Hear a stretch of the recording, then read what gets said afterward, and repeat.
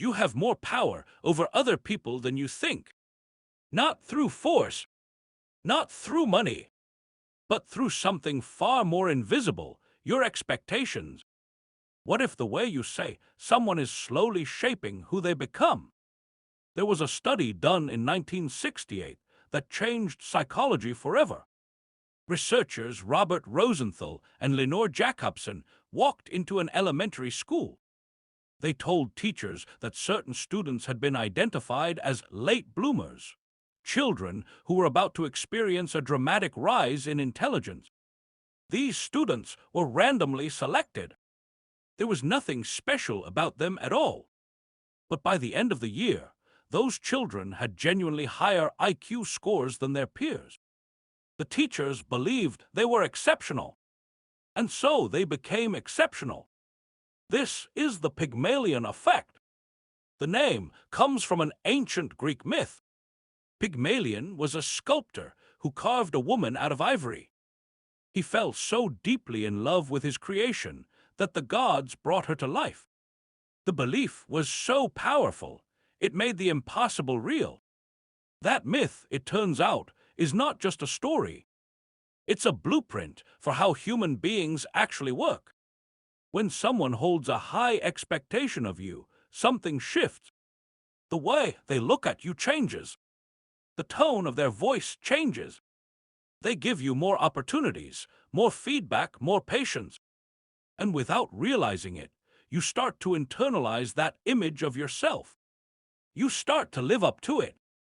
The external expectation becomes an internal identity. This works in the opposite direction too. And this is where it gets uncomfortable. Studies on what's called the golem effect, the dark twin of Pygmalion, show that low expectations are just as powerful. Teachers who believed certain students were slow gave them less attention, less encouragement, less time to answer questions.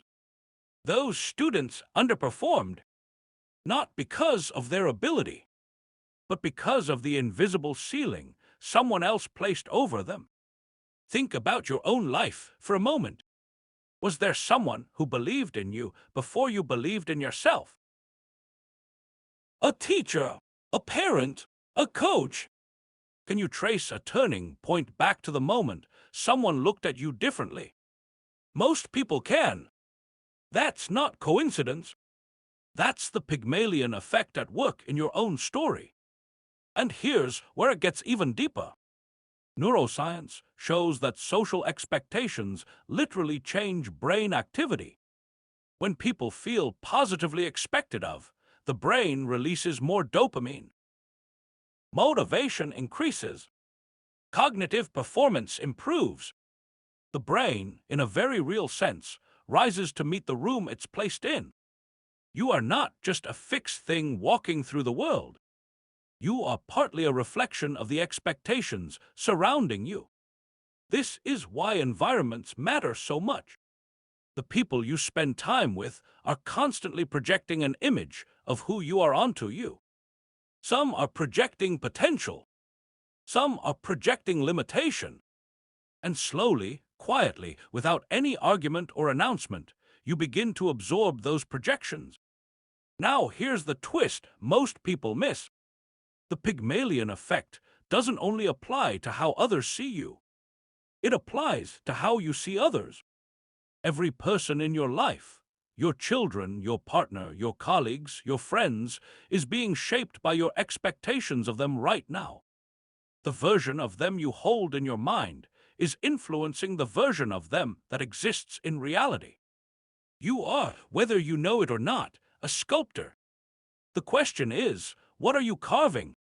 If you look at the people around you and see their potential, their growth, their capability, you will subtly but powerfully pull that forward. You'll ask better questions. You'll give more trust. You'll respond to their mistakes with patience instead of judgment. And they will grow. Not because you told them to, but because you believed it first. Rosenthal spent decades studying this phenomenon and concluded something simple but staggering. The single most powerful thing a teacher, a leader, or a parent can do is hold a genuinely high expectation of the person in front of them. Not false praise, not empty affirmation, but a real, deep belief that this person is capable of more. The ancient Greeks encoded this truth in a myth thousands of years before science could measure it. That what we love, what we believe in, what we expect with conviction, has the power to breathe life into what was once only stone.